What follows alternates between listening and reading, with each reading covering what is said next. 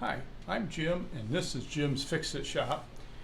And I want to show you a new tool I have. It's one I made. I don't buy many tools anymore. Once I retire and don't have access to a machine shop, I may have to start buying my tools. But first, I have a confession to make.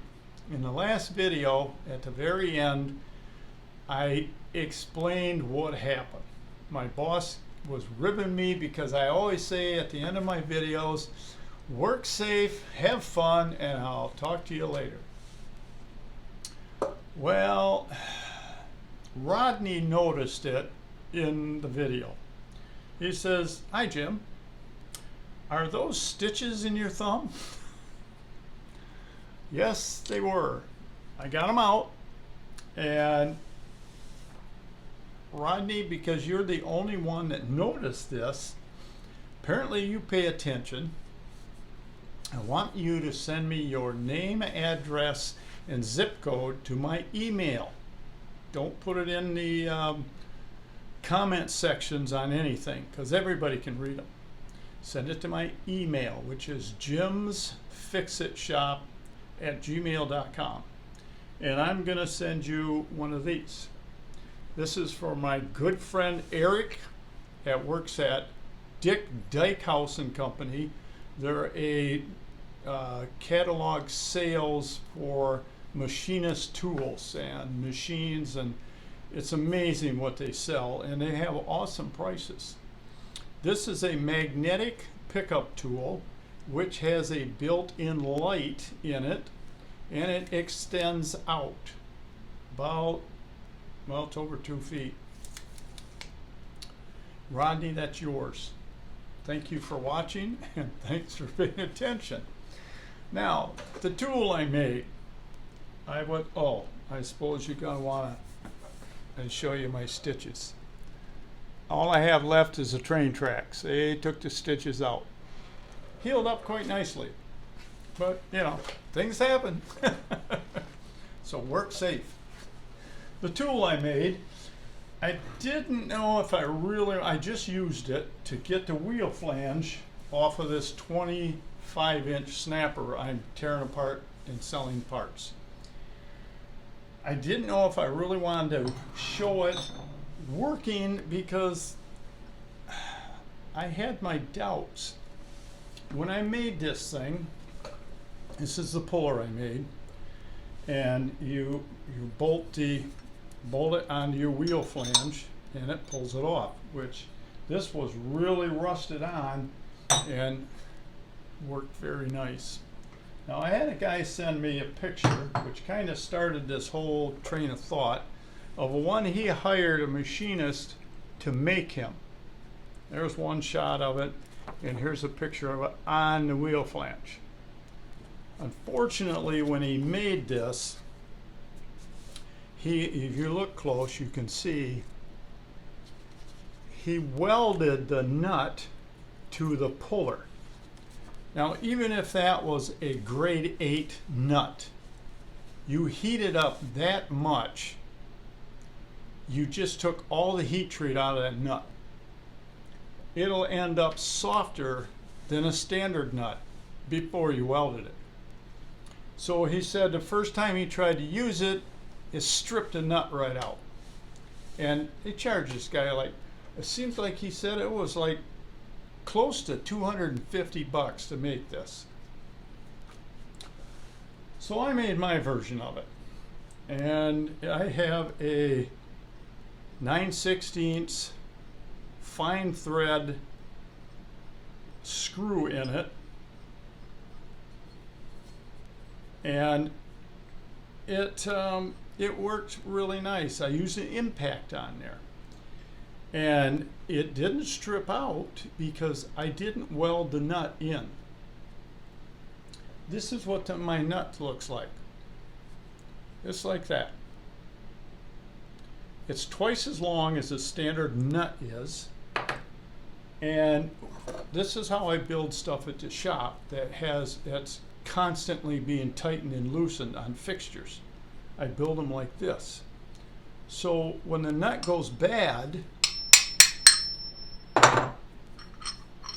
You just tap the nut out and you slide a new one in. Very simple, very efficient, and it works well.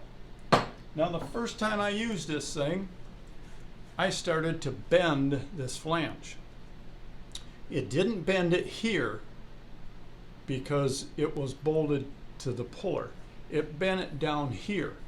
So if you can imagine, this was bent from this shaft up, and then it flattened back out because this portion was bolted solid to the puller. So I stopped. I said, okay, this ain't gonna work. Now I gotta come up with another idea. So I came up with this backup plate. That is a 1/2 inch thick solid piece of steel, and it has a recess cut in it to go over the weld on the back of the wheel flange. That fits on there like that. Then you screw these bolts through this flange, or put them through the flange, and screw them into the wheel flange. And you screw them all the way in till they're tight, and you tighten them. That will keep this wheel flange from bending. There's no way you can bend it. Then you put this on over top them 3 bolts, and you put nuts on them. And you, because of the, let me show you what the pusher looks like. It has a point on it. All wheel pullers have a point like that. What you want to do is drilling a hole will help the screw from walking around on the end of your bar. But what you really want to do is you want to use a center drill. Now I use a number 2 or a 3. I use a number 3 center drill. It's kind of hard to see what that looks like, so I'll show you a bigger one. This is a center drill. This drill portion drills deeper than this angle. So when you push your rod in and start pushing, you're not going to bottom out and ruin a point. This angle is going to rub on this part of the angle that you drilled in the end of the shaft. Then I put my 1/2 inch impact on there. No oil, no heat. I just wanted to try it and see what happened. Pull it right off. No hesitation. That worked awesome. The only thing I was worried about, and I guess I didn't want it to fall apart in the video, was when I made this, I picked up some scrap steel off the rack that's not graded. So we don't know what grade of steel it is. So we can't use it for anything that we build and sell. We just keep it around the shop for making fixtures out of or whatever. So when I made this, there's a hole for the nut to come through, and of course it's bored bigger to clear the real flange and to get the nut in from the back side. And it's also big enough to go around the large axle and pull that one off. But when I made this, I got 2 different grades of steel without knowing it. I brought it over to my welder. Now, I didn't want to stick weld this or wire weld it, which is MIG welding. I wanted it TIG welded. It's much stronger. So you say, okay, you know what I charge. So I dropped this off and I headed over to the store to buy him a 16-pack of Bud Light. I got back and he had this look on his face like, oh boy. He tack welded it in a couple spots, and then he stitch welded over here. He put a weld about 1 inch long.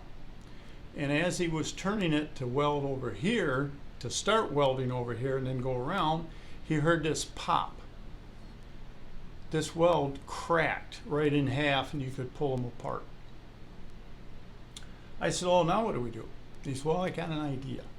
So he ground that off, put it back together, and he used stainless steel rod. Stainless steel is a little more forgiving on mixed metals. And you can see this is what it looked like when I made it. This is what it looks like now.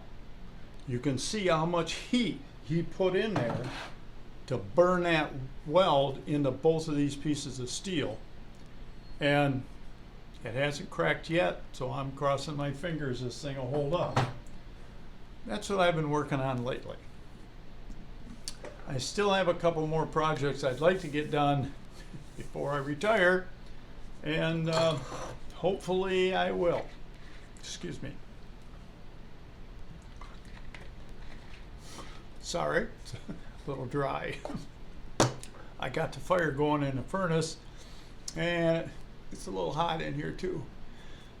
So I just wanted to show you my new tool I made and tell you about my accident. And Rodney, I'm terrible with names. Yes, Rodney, don't forget, send me a address and zip code, and I will ship you this, where'd I put it this time? This magnetic pickup tool. And thank you for watching.